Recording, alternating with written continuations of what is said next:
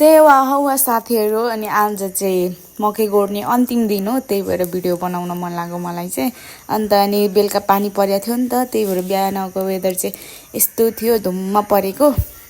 अन्त अनि भाइ चाहिँ गोरु लिन जानुभएको थियो नि त अनि म चाहिँ यहाँ रोडमा रुँगिरहेको थिएँ अन्त गोरुहरू पनि ल्याइसक्नु भयो अब चाहिँ बारीतिर जानुपर्ने हुन्छ मैले चाहिँ जुवा बोकेँ अन्त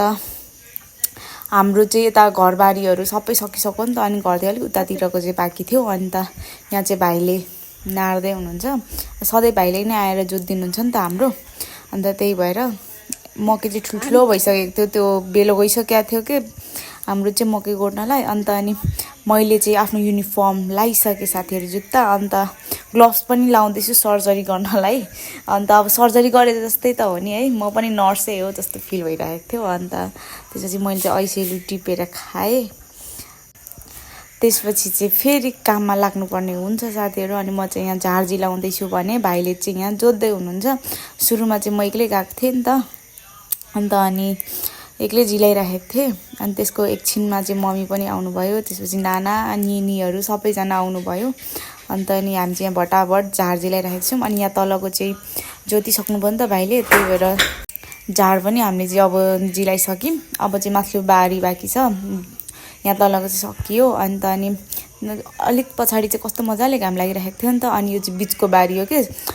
थोरै खालके छ क्या बारीहरू चाहिँ यतापट्टिको साइडमा चाहिँ अन्त यहाँको नि जोतिसकेपछि चाहिँ अब अन्तिम यही हो हाम्रो चाहिँ मकै गोडै यो सकेपछि चाहिँ सकिन्छ अनि यतातिर चाहिँ बेसार रोप्नु भएको थियो नि त मम्मीले त्यो पनि गोडिसकेको थियौँ हिजो नै अन्त अनि सबैजना यहाँ चाहिँ थकाइ मारिरहेको छौँ हामी चाहिँ हाम्रो देख्छ यस्तो दामी भ्यू देख्छ कि साथीहरू अन्त अनि हामीले चाहिँ यहाँको मकै पनि गोडिसक्यौँ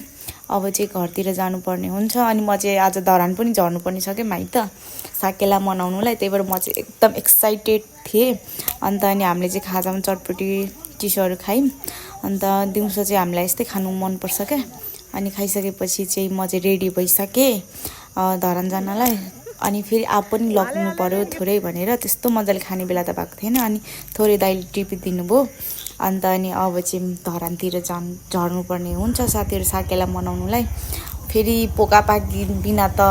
हिँडे जस्तो नि लाग्दैन कि साथी हेर्नुहोस् न अब साकेलामा जानुपर्ने ड्रेसहरू त बोक्नु पर्यो नि त अनि त्यसपछि सबै पोका पन्तुरा बोकेर चाहिँ हामी धरानतिर लाग्यौँ हाम्रो चाहिँ यो चाँदी बजार हुँदै जानुपर्छ नि त अन्त अनि बाटोमा चाहिँ यहाँ पानी पिउनु भयो प्रवीणले हाम्रोतिर चाहिँ यस्तो खोला छ क्या धरान आउने बाटोनिर चाहिँ अनि ठाउँ पछि खोला छ अन्त त्यही भएर चाहिँ अब हामी फेरि लाग्यौँ धरानतिर हेर्नुहोस् न भ्यू कस्तो दामी देखिरहेको थियो यो चाहिँ भन्ज्याङदेखि देखिएको भ्यू हो अनि